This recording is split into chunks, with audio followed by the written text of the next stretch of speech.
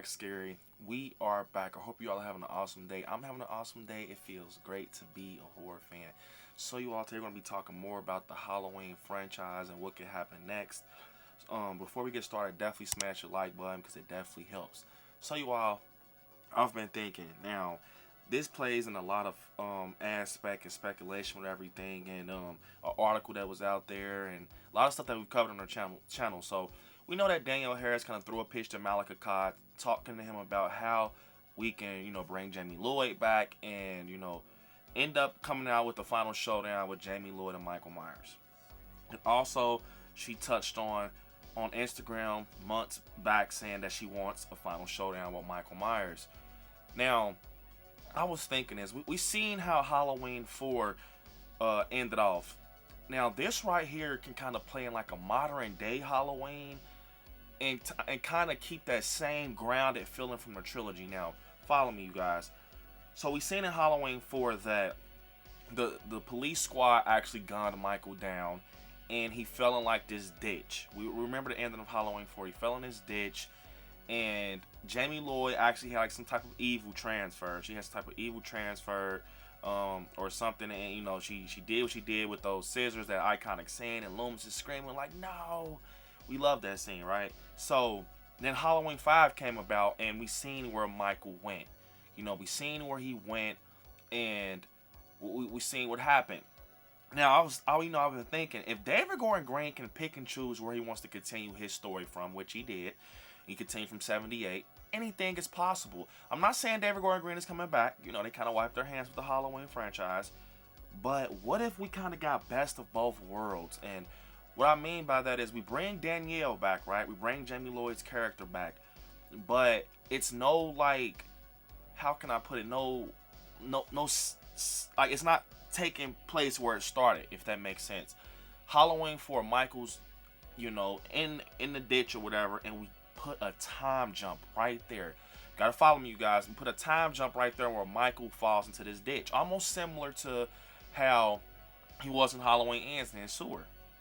Now, we haven't seen Michael, and in this situation, Michael's really fucked. They were gunning him with pump shotguns, right? He's fucked. And remember how the guy in Halloween 5 kind of took care of him? He took him out. That's how Halloween End should have played out. That's exactly how Halloween End should have played out. Michael used the older guy. He killed him and he went back to Haddonfield. Picture this in a new Halloween, you guys. You gotta picture it. Michael's gone, a time jump happens, and Jamie Lloyd is, probably locked up, or she's going through a lot, just off the fact now she has like a name, like she's labeled similar to Corey Cunningham, because she stabbed the woman at the end. She stabs her with the scissors, so now she has like this label on her. So she probably doesn't have any friends, probably just a few. She's going to therapy and stuff like that. She touched on it in that pitch with Malika Todd, how Jamie Lloyd's trying to progress with life. She now has daughters. Her husband doesn't know her story really and stuff like that. And this can all incorporate. I was just thinking, like, this would be cool, because we still have that little red flag where people like, didn't they just kill Michael, and then they just kill him and he got grounded up. How's he coming back? But this will help. Follow me, you guys. Kind of take a break. Halloween probably come back in a couple of years, 7 years, 8 years, who knows.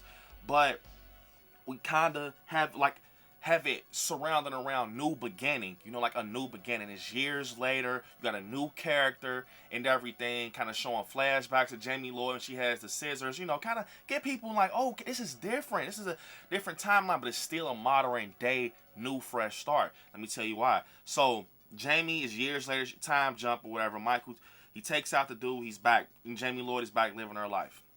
And the time jump makes it, a modern day Halloween similar to 2018 and kills and everything.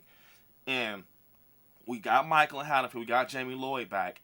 And if you sit there and think about it, it can work off numerous things, because you're continuing their story, and also you're erasing Halloween 5. Gotta follow me. You're erasing Halloween 5. Jamie Lloyd was young when that happened, so she gets slapped on her wrist. She could have some consequences, but not nothing serious. But it can play off Halloween 5, and how Michael is in that, like, he's going down the stream of water, and the guy takes care of him. and it's modern day. You can incorporate new characters, new teenagers, new people surrounding this story, new people incorporated that's around Jamie Lloyd. You can do this, it will work, and you can have it kind of explaining the Halloween 4 story, her kind of reminiscing about Rachel, how Rachel was there for her, especially if, we're not going to do it. It's almost like, it's kind of like, it's continuing Halloween 4, but kind of revamping it, like making it more of a story, more of a story for it to work.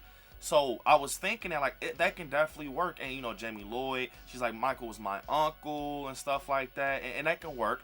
But also what you can do is doing just a complete completely just redoing Halloween 4, completely redoing it. You know what I'm saying? And what I mean by that is you don't have to announce it. It can kind of be just a continuance.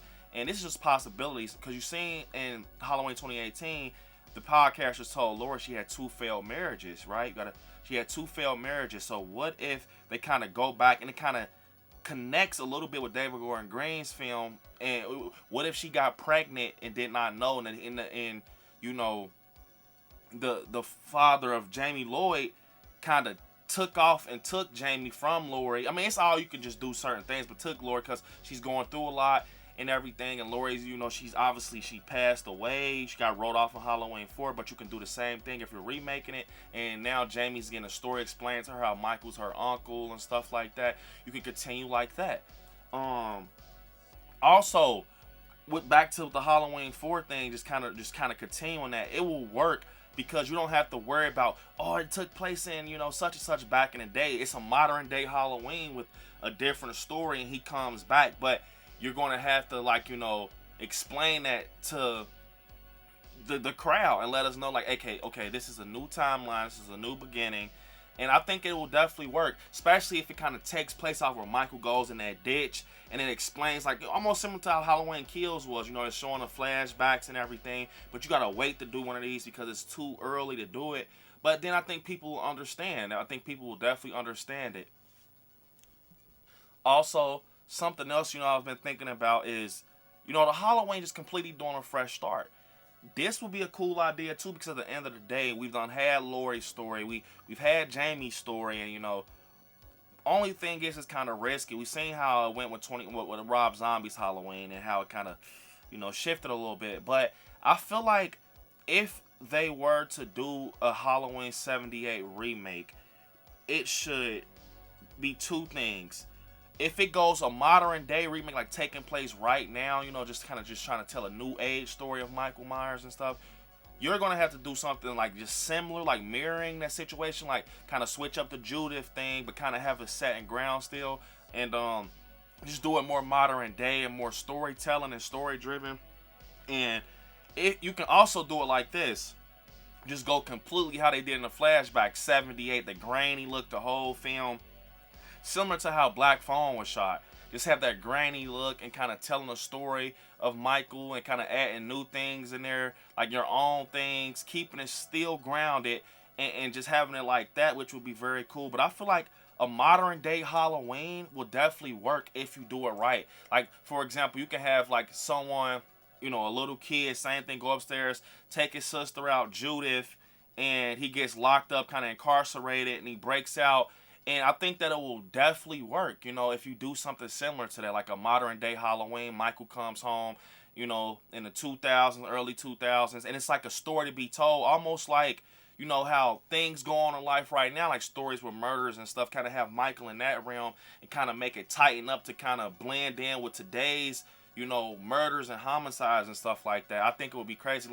Almost I know it sounds crazy because some of you guys might not like it, but almost how Rob Zombie did it, but kind of tell the story the right way and have a kid that's actually fitting for Michael Myers. And when you do that, look, say if they do that right, you get a fresh start. You don't have to worry about any Laurie Strode like Jamie Lee Curtis. You can, even if they wanted to, they can kind of switch the names up, if they wanted to.